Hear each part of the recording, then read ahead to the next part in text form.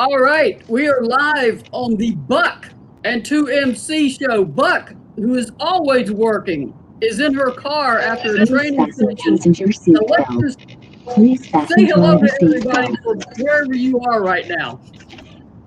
Yo, what's up, everybody? I'm here in Mooresville, North Carolina. Just got finished with a little skill session. Now I'm ready to talk to you Lady Vol basketball.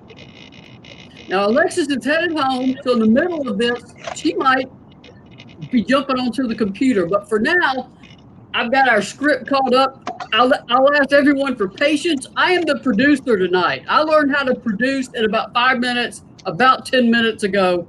I'm going to actually try to share video. We don't know how it's going to go.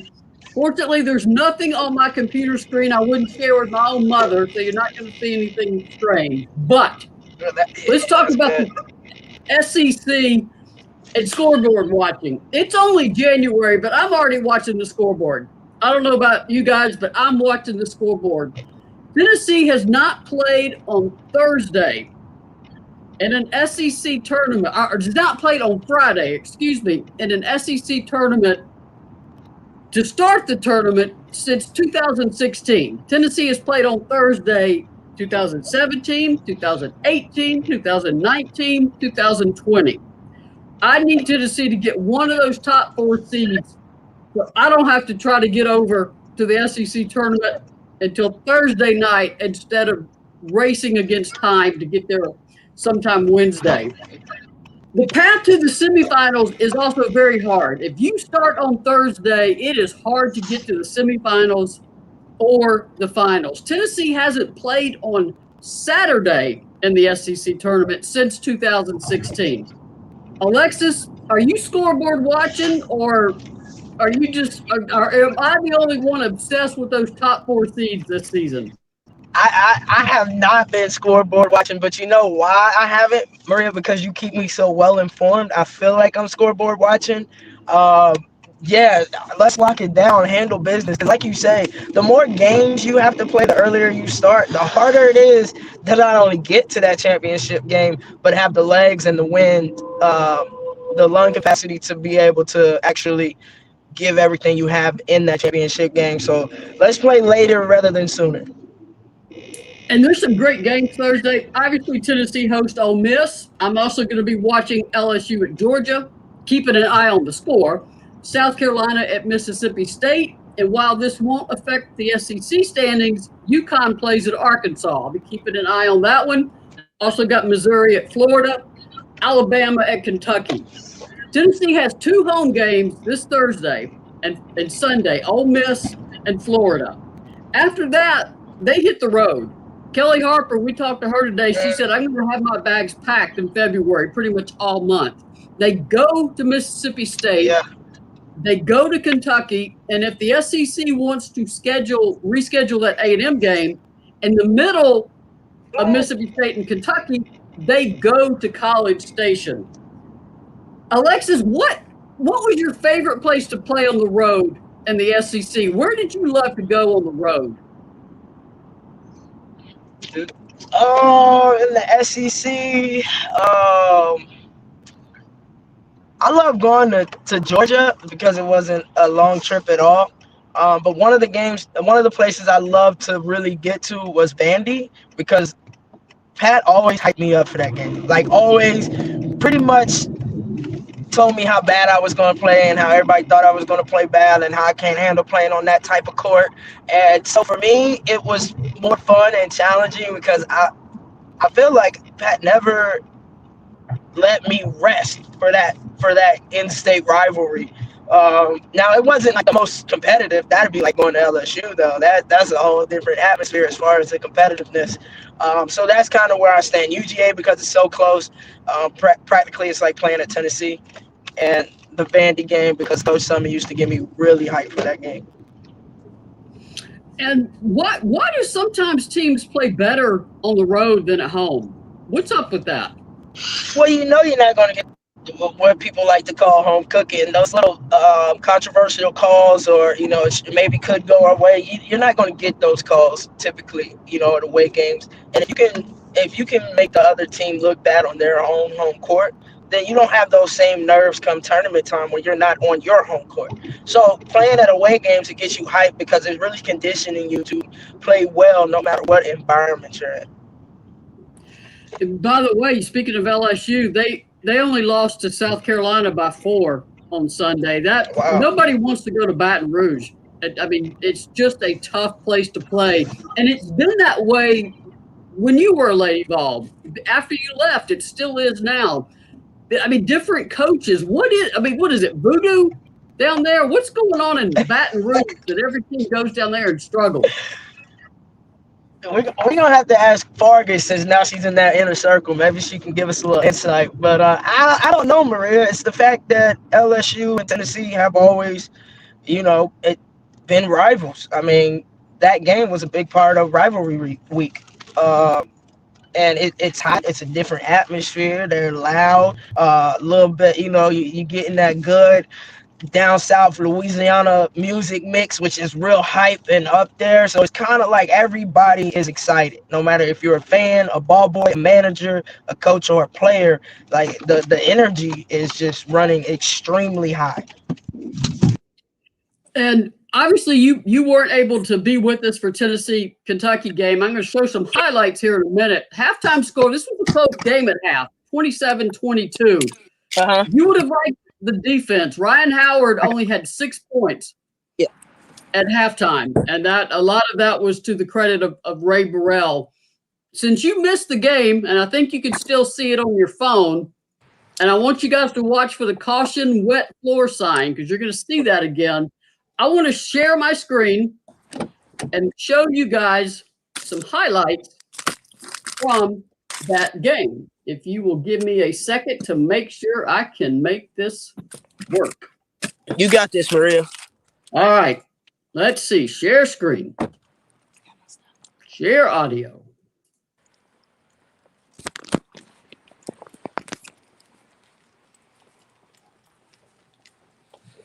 Go big.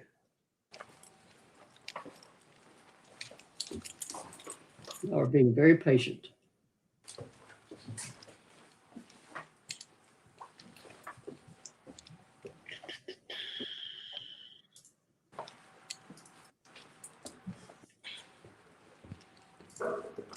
There it is. All right, where did I make the screen? Aha, there we go. Let's see if we can make it look better. All right. Opening tip, and it's controlled by Tennessee. No good. Rebound Suarez. She puts it up good. Burrell out to Davis. Free for a three-pointer. Got it. Davis in front court to Horst. Horst down to Key. Key against Nolan. Puts up the jumper. Good. Davis dribbles left. Drives down the left side of the lane. Now puts up a little floater. Got it. Off the left side of the circle. Inside the Key. Key turns, puts it up, and good. Here it comes to Davis. Davis turns, puts it up, and 5 feet good. Davis has 7. Here's Burrell on the right wing. Burrell, one dribble out to the left, fires the three, and hits it. Back to Davis, right side of the circle. Now to Suarez in the paint. A little chippy in front. Good by Suarez. Good pass by Davis. Suarez comes in front court to Burrell. Burrell drives right, puts it up good. Almost lost the handle. But Burrell was able to somehow get it up to the rim and score. Burrell dribbles left. Weaves away through traffic. Pulls up. 5-footer good by Burrell. Burrell has 8. Horst dribbles left at the top of the key. Lobs it into Key for the layup. Good. Horst puts it on the floor. Drives down the left side. Hooks it in the Key. Key spins. Puts it up. Good. Amari Key. 12-foot jumper is no good. Key with a rebound. Puts it back up good. Amari Key has 6 in this quarter.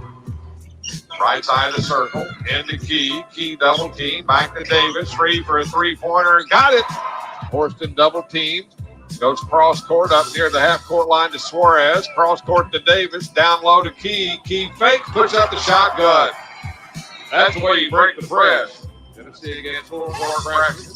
Davis gets it to Burrell. Burrell free for a three. Got it. He looks, goes down to Horst. Horst puts it over. No good. Suarez is there to clean it up. Suarez with 6. Horse drives down the lane, dumps it off down low. Get him off the layup, good. They're beating Kentucky to death inside, 46-31. Here's Horse on the drive. Horse down, spin. Ken Footer is up. Won't go. Kittiwa was there. Yes, she was. And Cassie cleans it up as the buzzer sounds. It ends quarter number 3. Sowry back to Kittiwa on the low block. A little jump hook by Kittiwa. Drops, and she has 7. Lead pass up to Burrell. Count it, and she's fouled. No shot ball. I'll take that. Davis right wing for 3. Owen drives it deep. He swats it away. McKinney drives on to Kittiwa. Reverses, blocked by Cassie. Davis ends up with it. Up to Burrell. Left side Sowry. Off to Kittiwa with a left-hand layup. Good. Out to Cassie, top of the key, inside the key. Key spins the left hand, puts it up good.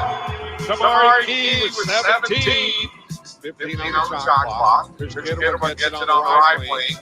Cassie backdoor pass to Davis with a jump shot, good. Horse stutter step, goes down the right side of the lane. Free throw Key with a jumper, good. Wide on. Turns a little 5-footer, no good. Kittiwa is there, puts it up good. It up on floater, no good. Saunders is there, puts it up good. But the horn sounds, the Lady Vols pull off the win over number 12 Kentucky. Final score from Knoxville this Sunday afternoon is Tennessee 70, Kentucky 54. All right, Lex. I can't believe I got that to work. First off, great job on that. Thank you. Now, you got to see a little bit of the highlights. Hold on. If you want to write essays that inspire, messages that forge brighter.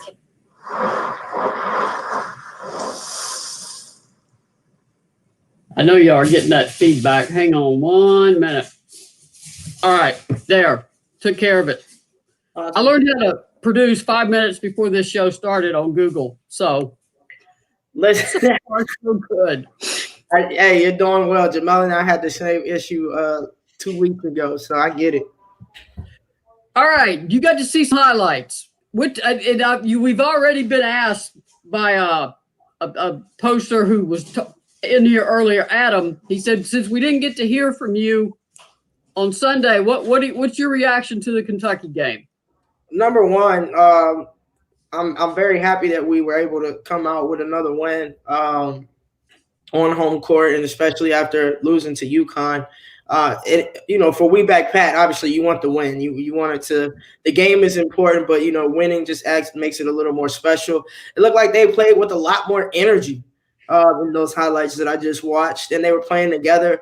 When Key's dominating inside, that's always a plus for us. If we don't have inside domination, so that our guards like Bree or the Jordans or Burrell as a stretch as a wing player. If we don't get that, it takes away. It's easier to pack it in and force our guards to jack up threes. So I think that created a huge problem when you got Tamari Key, busting heads the way that she was. We did talk about things to improve, and because they're highlights, of course. You're going to see all the great plays. They're not going to show you the busted play. That's why I call them highlights. Nobody puts out a low light reel after the game. Right. It just doesn't work like that. No, but Tennessee thinks that they can get they can get better on. Definitely offense against the zone. There were times when Kentucky packed in that zone and the ball quit moving as crisply. You show man to Tennessee, and they are coming at you, particularly when you got Tamari Key and Cassie Kittiwa inside. Kelly did say after the game, she called Tamari 6'7". Now, I've always known she wasn't 6'5". I thought she was about 6'6". I think she's a tick under John Harper, who is 6'7", but I'm going to go with Kelly. 6'7" sounds awesome. So it does sound awesome. But what do you do to approach a zone? What is the best way on offense to attack a zone, like when they're literally just packing the paint because of your bigs? You need motion. You can't be stagnant. You still have to cut. You still have to move. The more you move as a player without the basketball, the more the ball moves and causes the defense to shift. the easier it is to break down and find those gaps in the zone.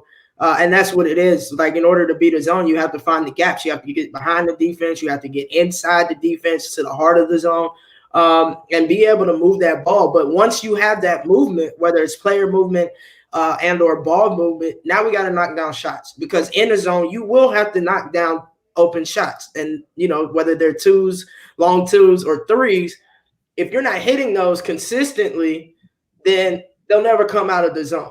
But at the same time, if we can get in the middle of the zone or still dominate in the post through our zone or get behind using that short corner, then that will also bring them back out of the zone, because it's like, wow, we went to zone, so they won't get paint points and they're still getting paint points. So one or two of those things have to occur in order for us to really become good at executing our offense against the zone defense. Also, I've got so involved with making sure I do everything correctly. Sponsors, come on, Maria. I need Jordan to pop me upside the back of the head like she does. Orange Mountain Designs, title sponsor, as you can see, orangemountaindesigns.com. They got a new shirt that has to do with that wet sign that we've been seeing. And so, I mean, if you guys don't buy this shirt, I quit. I'm done. I don't know what else you could possibly want. And I'm going to try to show you the shirt. If not, it's at orangemountaindesigns.com. Obviously, Tennessee Tap House beer is good for you. It's very good. It's a nutritious drink. Drink all the beer you can. And Blue Water Climate Control in East Tennessee, it's hot, it's cold. I mean, you got to have your AC and your heat has to work, period. You never know what our weather is going to be. It was 60 today. It was gorgeous. We're going to have snow tomorrow. So you got to, or snow flurries. You got to be ready for anything here.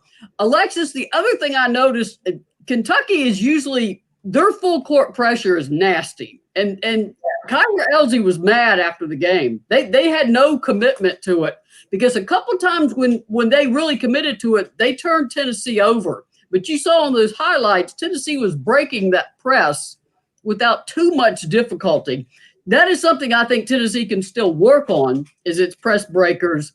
But when a team like that lives and dies by pressure decides to get in a three, they took like 24 threes. They decided just to launch threes. I mean, how mad is your coach? And Kyra, when you hang your hat on defense and you're out there just shooting from the arc. Man, listen, that's all bad. Not only is it Kyra, it's also Nia Butts there, who is a huge defensive star. Like, yeah, I know their insides were boiling. They probably left that game exhausted with a headache and definitely higher blood pressure, for sure. So I get it. I've been there as a coach. And honestly, you just have to rip into your team. You have to show them why this won't work. Doing things your way. We know it's fun to jack up threes, but that's only when you're making them. That's only depending on the game and who you're playing against. But this defense thing, the pressure, the rebounding, this is who we are. This has to come every single game. So I know they were livid. And I want to credit Tennessee's defense. They made Kentucky. They didn't let Ryan Howard get in a rhythm, because she gets in a rhythm, all of a sudden she's got 15 points. Yeah. And they did not let her get comfortable. Ray Burrell did an excellent job on her. I mean, Kentucky, obviously Kyra's going to look at that film and see all kinds of effort and execution issues. But at the same time, she said credit Tennessee. Now, when a team like that has such a strong defensive identity and it breaks down in a game, where does that come from? Is that just – if we knew the answer to that, we'd probably make a lot of money, because we could figure out how to get teams to not have those letdowns. But where do those letdowns come from a player point of view? It's a part of the game, Maria. I mean, there's times when you come to the gym, whether that's practice, a workout, or a game, and just mentally or physically or both, you really just don't feel like playing basketball that day, or you don't feel like being in the gym. And it could be, we're talking about women's basketball, so it could be that time of the month. And what happens is a lot of times it sinks, right? So in the beginning of the season, you may only have one or two girls to deal with, and then all of a sudden it's half your team. So what do you do when half of your team has half of their energy, right? I mean, I've seen it happen all the way up to the pro level. Like, this really affects women's basketball to a certain extent, especially when you're younger and you don't really know how to play through it or deal with it. That to me might be one of those, which obviously there's nothing we can do about that. Number two is sometimes you're just not locked in for whatever reason. You're thinking about a test. You're thinking about when you got yelled at last week, or you're thinking about the last time you messed up in this type of situation. You're thinking about normally I play 5 minutes before coach subs me out. Today she subbed me out in 2. It can be anything. There's so many factors that you can't pinpoint it. I think she has something to say. Is that a boy or girl? This is Patches. My cat, Lopi already stepped on the key, and when we were trying to watch the video, put us off to the side. So I've got a lot of helpers here. So I'm blaming any glitch that happens tonight on the cats. I've also got a dog pressing up against me. But I want to say thank you. I love you for your candidness. Thank you for bringing up that time of the month. It is most guys are the ones who cover a lot of sports. Right. And I remember I told Dan Flesser one time, I said, when Pat comes in and says, I don't know, we just had low energy. I said, Dan, I tell you exactly what that means. It was that time of the month for the whole team, and they say we just had low energy. I said, as a female, I can tell you it's true. It's true. I can't imagine putting everybody in a group at the same time. Yeah. I'm not using that as an excuse, but I swear it is a plausible explanation sometimes for why a team just looks like it's moving through the mud. Yeah, because they really feel like that. Like it's taking everything in them to not curl up and lay down and sleep it off. Yeah, it can affect you. It affected me in a few games. North Carolina the first time we played there. Almost didn't play, actually. That's how bad it was. I didn't go through shoot around. I physically could not stand up straight. And Jenny worked her magic, worked her hands, and I mean, it was better come game time, but it was still pretty bad, and I played bad. Like everything I did was like, it's not enough. I know I need to get to this point faster, but my body physically is not able to. It's not going to happen. Not tonight. And for any guys out there wondering how that happens, keep in mind women deliver babies. There's just something different going on with us. I mean, women grow these creatures for 9 months and then expel them through a very small opening in their body. So you're going to have to give us the fact that certain times of the month, we just ain't got it. Yeah. Valerie said apparently it's affecting the men too. Okay, that's funny. Hey, listen, I feel like sometimes I know some guys who I feel like go through PMS. Like, oh my gosh, but we won't go there. That's a whole nother story. Well, I'm going to share the screen again. Here we go with a little clip from Kelly that we can watch.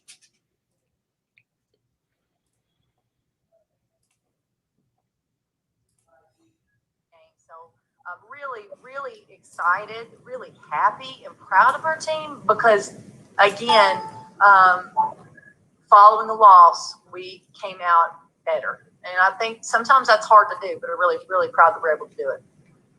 Will? Yeah, when it came to defensive efforts, when Jordan Walker was on the floor, she seemed to kind of be a leader at that point. What did you make of her game tonight, and how important was she for you guys defensively? Well, I think Jordan Walker is just different when she steps out on the court. You know, she's not the 6'2" frame that some of our other players are, but that's okay because I think she gives the offense a different look. I think she can get after you a little bit. I think she plays really hard, and she makes plays off the ball a lot of times. I think she's a hustle player and scrappy. So I love the fact that she gives us energy. Obviously, she played a lot in the first half because of. All right, I wanted to let y'all hear what she said about Jordan Walker. Jordan Walker is 5'7", maybe. I mean, that's what they list her as. She is the shortest person on this team. She had 3 rebounds she had no chance of getting, but she tipped them to a teammate. She's in there jumping around, battling. Alexis, you were 5'11", so you had good size, but still on a basketball court, there's still people towering above you. Absolutely. What does that say about Jordan Walker and her willingness to fight on the glass? Yeah, she has a big heart. She has a lot of this, Maria. She's determined, and I saw that in the UConn game and in other games this season. She has that fiery energy. Like if she can keep that and verbalize that as well, she has potential to be one of the leaders because she leads, by example, by her effort, by her energy. And that the plays that she makes, like tipping it to a teammate, knowing you can't fully grab it, court awareness, you know what I mean? Knowing where you're at, ball control. And you can't really teach all of that. Some of that is just a God-given gift. And I think that she's put together her gifts and her hard work to make her the type of player that I enjoy watching. And I would love to see way more of Jordan Walker.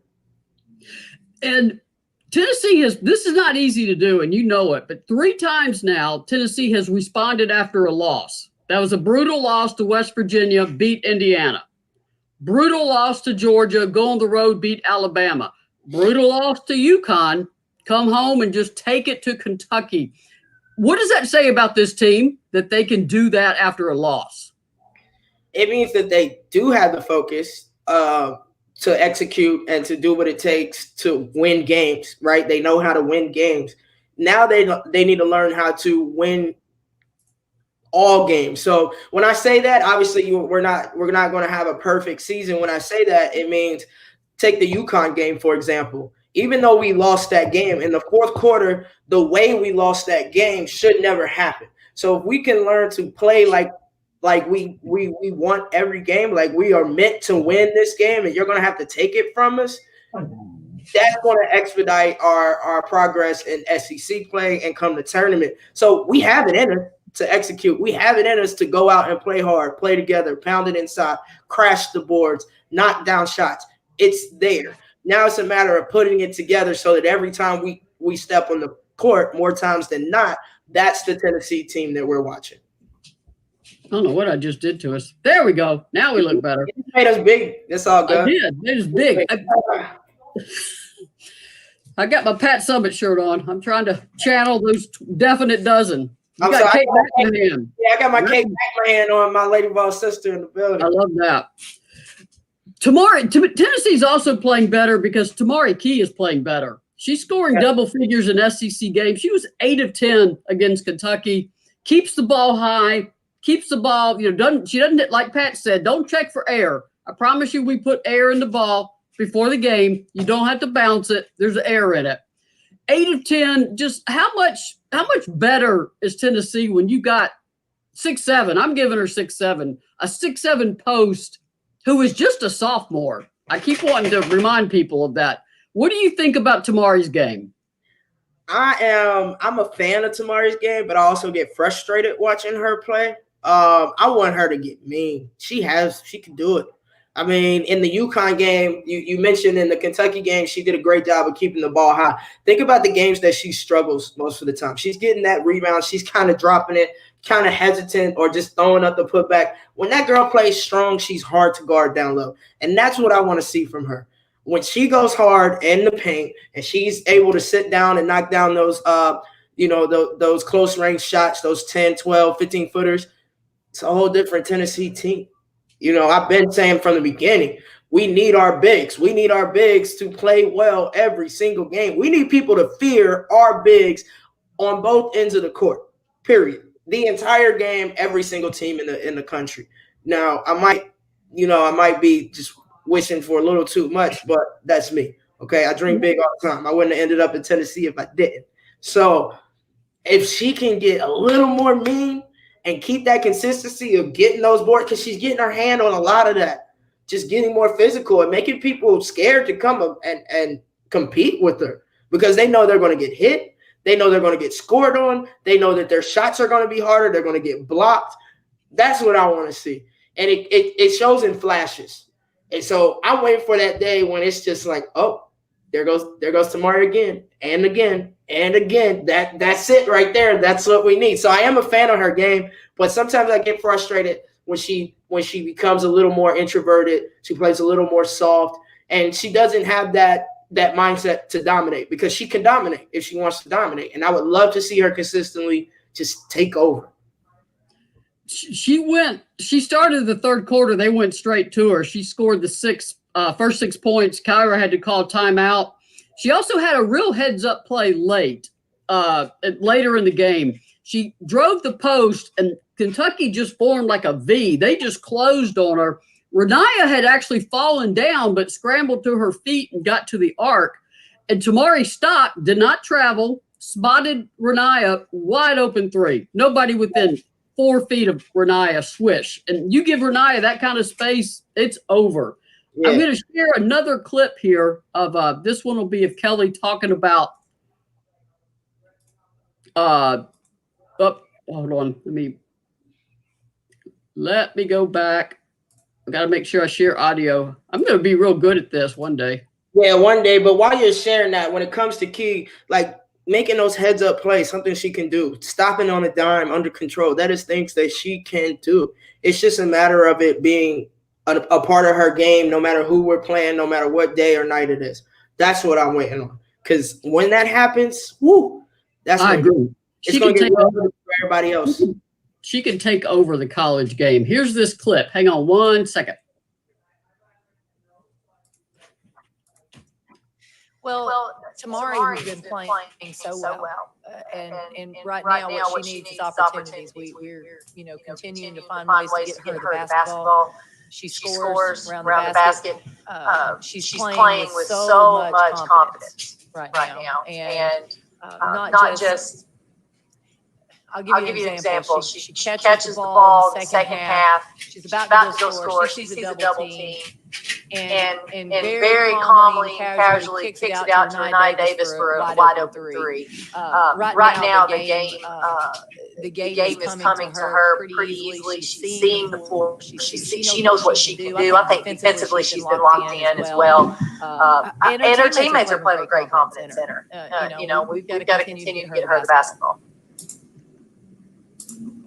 All right, I'll stop the share of that. That's nice praise from Kelly. You also, what does it mean to you when your coach talks you up like that? I mean, I know publicly, I know privately, your coach is going to tell you what they really think. But when you hear your coach talking you up like that publicly, what does it do for you? I mean, it's a big sigh of relief because most of the time, we're the hardest on ourselves. We think we played okay, and somebody's like, "Oh, you played great," or yeah. But then when your coach, validates your effort and your execution on the court for an entire game, man, you're holding your head high, your shoulders are back, and you're ready to go to work in the next practice to prove this wasn't just, a one-time thing or a sporadic thing. This is, coach, I'm here to do this every single practice and every single game. So it definitely helps your confidence. So Kelly spoke about the confidence that she already has. So this should only help build on it. And I don't want to leave out Cassie. Cassie was 5 of 7 and played aggressively. She attacked the glass. And Cassie is another one. I mean, she's big. I mean, you go in the paint. You need to not want to go in the paint. As a point guard, how long does it take to get on the same page with your post players? How long does that chemistry really take to develop? I'm pointing that out because Jordan Horston, sophomore, Tamari is sophomore, Jordan Walker just got here. What's the reasonable trajectory for them to all get on the same page? Pre-COVID or COVID?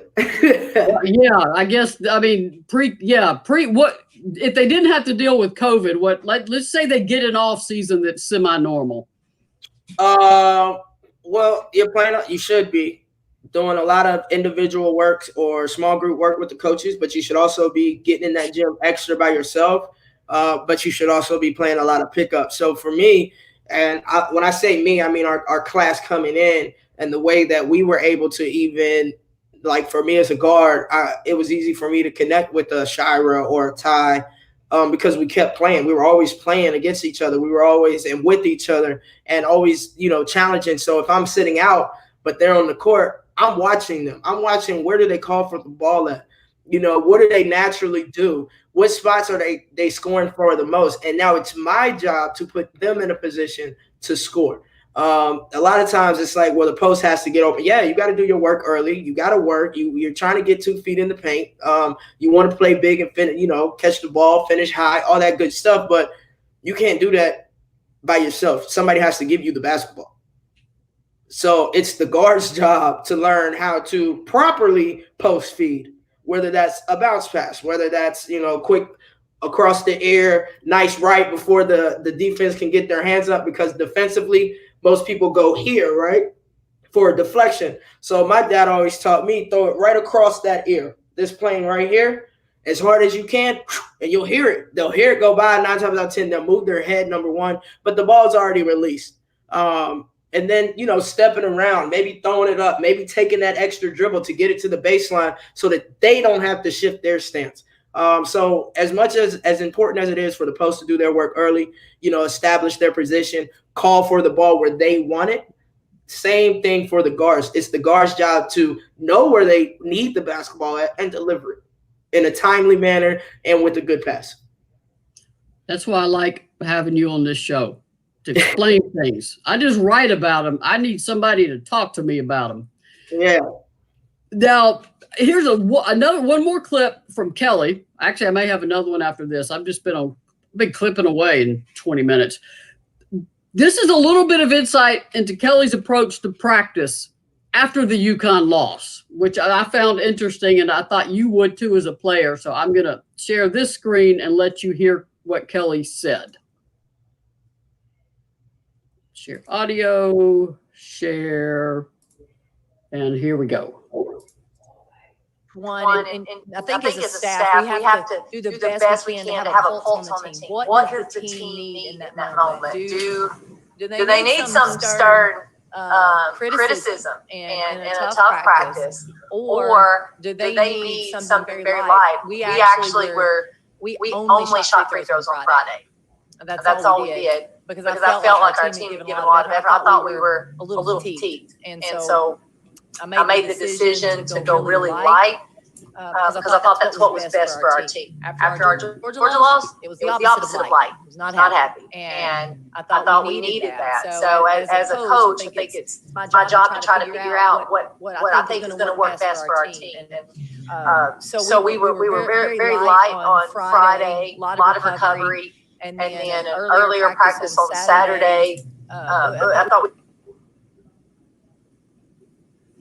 we got him up and down a good amount, and then a good shoot around today. So it fluctuates. I guess I should say. I also wanted to ask you about the wet floor sign that Jordan. There we go. Yeah, that's sure. I'm trying to make my way around all these screens.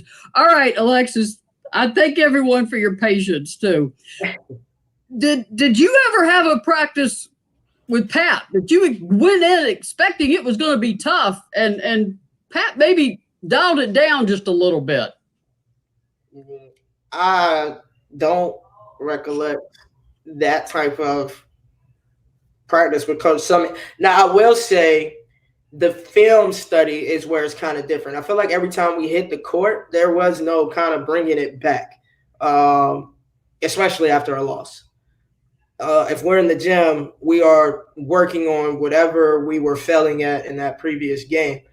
Come tournament time now, that's different. Yeah, she could be mad or whatever. We might come and just put up some shots and walk through some stuff and watch film and call it a day, because obviously you're playing a lot quicker. But regular season, I don't remember that at all, Maria, to be honest with you. Like, if we lost, and maybe I need to ask my other teammates, I dreaded practice the next day, whether it was an off day and then those were the worst. If you had an off day and then practice, that was the worst, because you're going to run a lot. But if it was like kind of you got to get in the gym the next day because you have another game coming up, it might not have been as much up and down work, but the intensity didn't drop. And we never had a free throw practice. I'm gonna tell you that for a fact. I would have. And they played extremely well against Kentucky. So I mean, either approach can work. Like Kelly said, you better be able to gauge your team. What were you thinking listening to Kelly? I think she's right. And more often than not, coaches have their system, and it's go, go, go, go, go. And no matter what, it's go, go, go, go, go. And sometimes mentally and physically, that wears down the players, if not the entire team. And you're not going to get maximum effort if they don't have anything to give. So, yeah, it's definitely something you have to read and you have to gauge based on who you play next, how much time do you have in between till your next game. Are you dealing with injuries? A lot of factors go into that, but I'd have to agree 100% that you definitely have to gauge your players, your team, your personnel, and it's going to fluctuate, like she said. All right, sponsor time again, orangemountaindesigns.com. Blue Water Climate Control, Tennessee Tap House. You all need clothing, heat and air, and beer. 3 essentials in life. Who doesn't need that? Exactly. Now, I want to talk about the caution wet floor sign. I'm going to share the screen. This was from the Kentucky game. This is a Tennessee Athletics photo. Credit to them. Here we go. And it doesn't work again. I am so mad. It will not share my photos that I want it to share. It was just doing it. I know. Let me stop the screen share. I don't know why it won't, because I've got it caught up, huge. It's big already. So go share screen, and then it should share. How many options do you have when it says share screen? See, when I go to say share screen, and I click it, it shows up like it's going to share it, and then you get my dog. I love my dog, but yeah, just double click and bring it back up. Okay, thank you. But then where'd it go? There. Apparently, I have to hover over it with the mouse. Okay. Okay. I did not know that. I have to, and the minute I move the mouse, it goes away. Now you're about to start writing. Let's try that again. All right, I'm not gonna breathe. I'm gonna let y'all see that. I'm not gonna breathe or move. That's Jordan Horston, Jordan Walker, smiling and applauding with the caution wet floor sign. If you don't know the history of the caution wet floor sign, I will share it with you. It was after the win over Arkansas. It was very spontaneously picked up. It was in the back somewhere, probably been mopping. Jordan Horston picks it up and swings it above her head and celebrates with it. And at halftime of the Kentucky game, Jordan Horston decided maybe it needed to go. It's become sort of a good luck thing. Maybe it needed to go to the bench. So apparently Jennifer Sullivan, Coach Sully took care of it. And somebody said Jaden McCoy's the one who walked it out. And it just sort of sat behind the bench for a little bit. Then when the game was in hand, that's what you see, Jordan Horston waving it around in the air. I've covered Lady Vol basketball a long time. This is my first caution wet floor sign for good luck. Alexis, I assume it's your first too. Did y'all have any weird little tokens or something? Nothing out there? Definitely nothing that Pat would allow us to bring on the bench. But we did have some quirky pregame stuff that we did where the coaches did with their skits. And it was before every game, and that was pretty cool. People probably thought, if you were a fly on the wall in the locker room, you probably would have thought we were super weird. But it got us pumped up. I mean, we had dummies being beat down. We'd have different types of things. I mean, role playing, the coaches role playing. And it was kind of awesome because you see your coaches step out of their comfort zone just to get you hyped. So it got us hyped and made us want to play. But no, there were no signs or this had to be in the locker room or this had to be by the bench. That wasn't us. I'd applaud their creativity though. Yeah, we asked Kelly after the game, how did the caution wet floor sign make it to the bench? And Kelly said, I don't know, and I probably do not want to know. So that's probably her best response. Speaking of that, we're going to share screen again. Orange Mountain Designs, of course, our title sponsor. Guess what they already have on the website for sale? Not that. There we go. That. No, and it went away again. Come back here. Yeah, we'll have to ask Bobby how to do that. I feel like it should be an easier way. Dave, yeah, it should not be me having to feel like I can't breathe. Obviously, it says caution. Hot, you can't see the top because of our banner. Caution, hot new Lady Vol shirt just in. There's the caution, Lady Vols at work, official licensed t-shirt exclusive at orangemountaindesigns.com. So, if, like I said, if I can't get you to buy this, I quit. I don't know what you're going to buy at this point. That is moving fast. Credit to Terry Holder for moving that very quickly. She got that thing approved and done. And that's the advantage of having someone who loves the Lady Vols doing this. You get stuff like that. Alexis, what do you think? You gonna wear a orange caution wet floor sign? For sure, I would. I actually, Terry, if you're listening to this, I like maybe like a little trucker hat with just like the caution sign, and then put Lady Vols at work underneath. I'll rock that with the t-shirt in a heartbeat. That's pretty awesome turnaround on that. I know we're starting to get towards the end. Alexis, I got one more clip I want to share with you. This is just something I know will make you happy. All right. So I want you to hear it. And Kelly Harper was asked in the press conference. We talked to her today about a number of things, but she was asked in the press conference about the greatest women's basketball teams of all time. And ODU was mentioned in one of their seasons. UConn's 2016 was mentioned. This is a writer up in the Northeast area, covers women's basketball. He's very, very much involved with the sport. One of the good guys in the sport. Mm. And he said, ask Kelly to make a case for why that 1998 undefeated team should be on his list of these top teams ever. So here we go. I mean, that point guard was pretty solid. I don't know.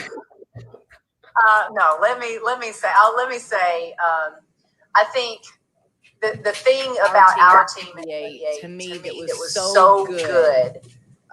First, if we had a chance to beat you by 20 points, we were going to beat you by 30. We had the ability to really kick you when you were down. And we were really explosive. We could take a 6-point lead in 1 minute, be up 15. We were really explosive. And I thought we were really complete that we could do. You could really shut people down with defense. And I mean, really terrorize people. We had some great defense players, not including me. I was not one of those. I was one, stay out of the way of the really good ones. And then offensively, we just had so many different people that could score. It's just next to impossible to guard. And felt like we played hard. We got energy from making plays off each other, and we were just so explosive. That's to me why we were different than so many other teams. Starter at point guard, I think just put up 18 points. Obviously, you think about Shakira Austin. Just what is challenges does Ole Miss present? And also, how do you keep your team from looking at their record and focusing on the scout? You're showing everybody our business, real. There we go. Man, this I've got two screens up, but the mouse is like gets hung up on one. Yeah, that was our email. So fortunately, like I said, there is nothing on my computer my own mama couldn't sit down and look at on my screen. Thank goodness. Don't be putting your personal life out on your computer. Keep it clean, people. You never know who's gonna. I wish I could get into one. But Lex, I queued that up right before we went on the show. Because this is what you've been saying. When you got a team down, you got to stomp on them. So what do you think about that clip from Kelly? That's exactly 110% true. That team is a huge reason why I was like, yeah, I got to get to Tennessee because they play how I love to play. I want to win, and I want to win big. I don't want to just beat you. I want to embarrass you. And that's how they played. That's how they brought it every single game. Like, listen, we don't think that y'all can beat us, and we're just going to show you, period. Nothing. No, we don't need to, write a big old article about what we're going to do to you. No, let's just start this game, and we're going to punch you in the mouth over and over again. And when we got you down, we're going to kick you. Like, in a sense, like, you're not getting up from this. You are not getting up. We're going to take our win, and we're going to show you. But really, we're showing the world we mean business. So I think that was spot on. I remember that season early. They were playing Illinois. It was a 97-98 season, of course. And one of the non-conference games was Taja Catchings, who was Tamika Catchings' sister. And they went down in that game. Illinois was crushing them.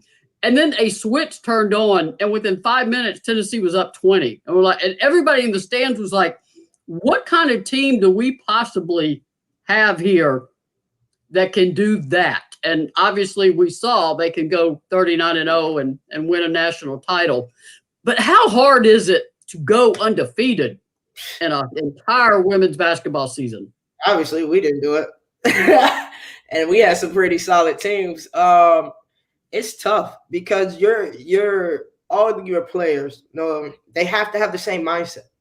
And that's to win at all costs. I mean, every single person, from your strength and conditioning coach to your athletic trainer to the managers to the scorekeepers to the assistant coaches to the head, and especially all of the players, even your practice boys, your practice men have to say, you know what, we're going to win at all costs. We are coming out here to embarrass you.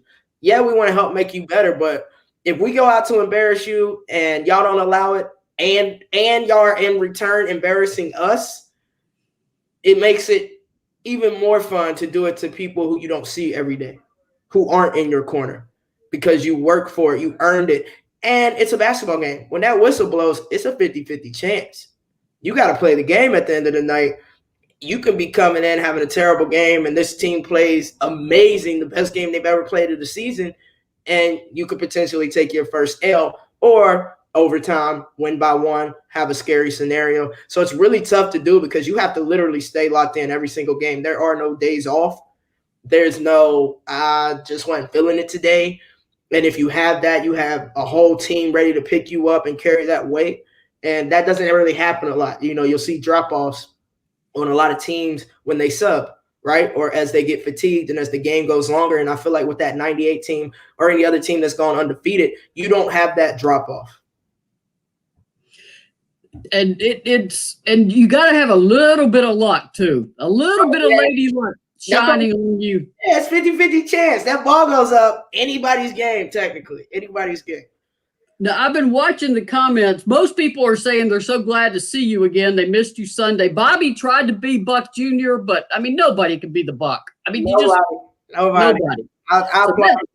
But no, I'm sorry, guys. Listen, this is like really busy for me now. I'm literally in the gym and then behind the screen, and then in the gyms behind the screen. As y'all saw, I started in the car. Why? Because I was in the gym. So, yeah, that's pretty much my schedule. But most of people say, love this evening. Great talk. Thank you, Maria. But this is from Nancy Harshman.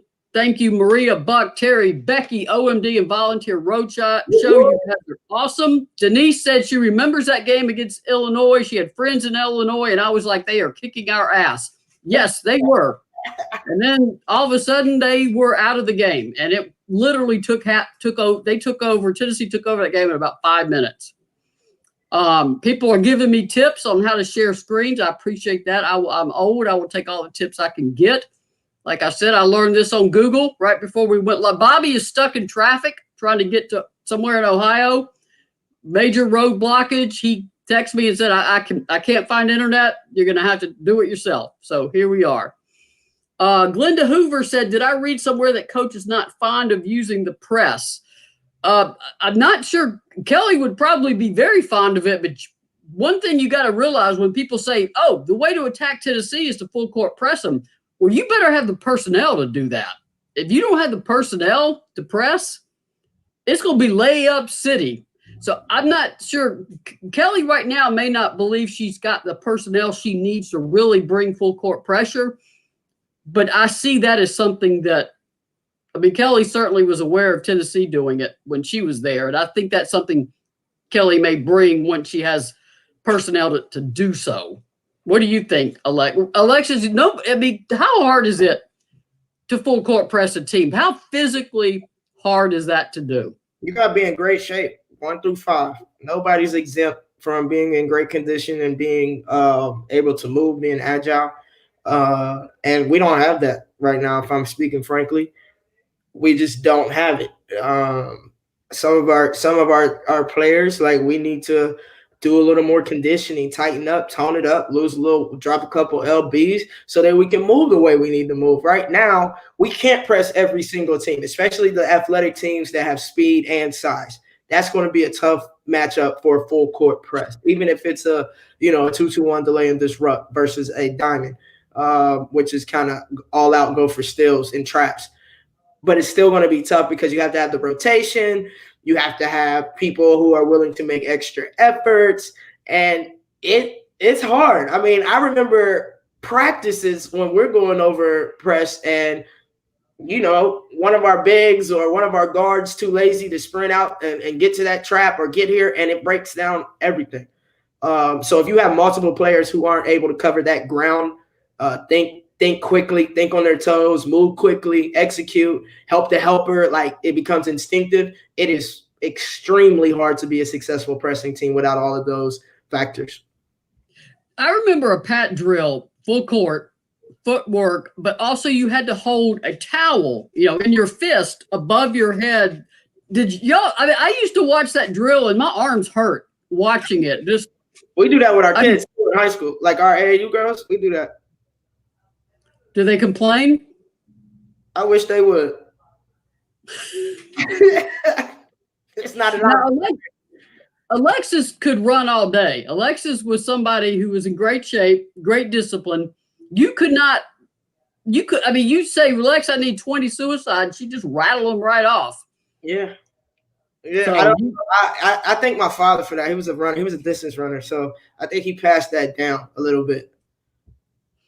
I don't see any more questions. Jackie Durr's just saying hi. Everybody buy the shirt. People are asking how you are. Howdy. Everybody glad you're back. So thank you. I don't have any more clips to share. So I think I'm clipped out here. Clipped out. Well, thank y'all for tuning in and dealing with my gym hair. I appreciate it. It's all over the place.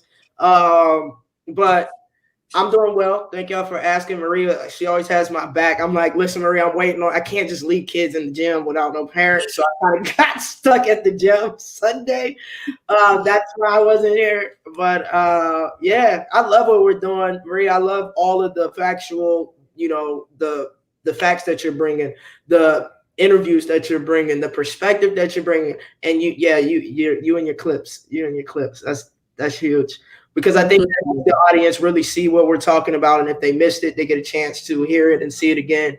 But remember, y'all, we really need y'all to press that like button, press the thumbs up button on YouTube, share it on every platform. Even if you don't watch it on every platform, share it on the platforms that you do have, because that helps us spread Lady Vol basketball, whether that's the good, the bad, or the ugly. And we're here for it. We know y'all are here for it, and we would love more people to be here for it. And please take care of our sponsors, Orange Mountain Designs, Tennessee Tap House, Blue Water Climate Control. Alexis, I'm going to let you take us out with the people. All right, people, thank y'all for tuning in. This has been another great edition of the Buck and 2MC show, coming to you live on Tuesday nights at 7 p.m. We will catch you again. Maria, when are we catching them? Thursday? Yeah, Thursday, they host Ole Miss. Game's at 7, so we will go about 10 p.m. so you can stay up late with us. 10 p.m. Thursday. We look forward to seeing y'all. Until next time, go Lady Vols. We love you. Peace.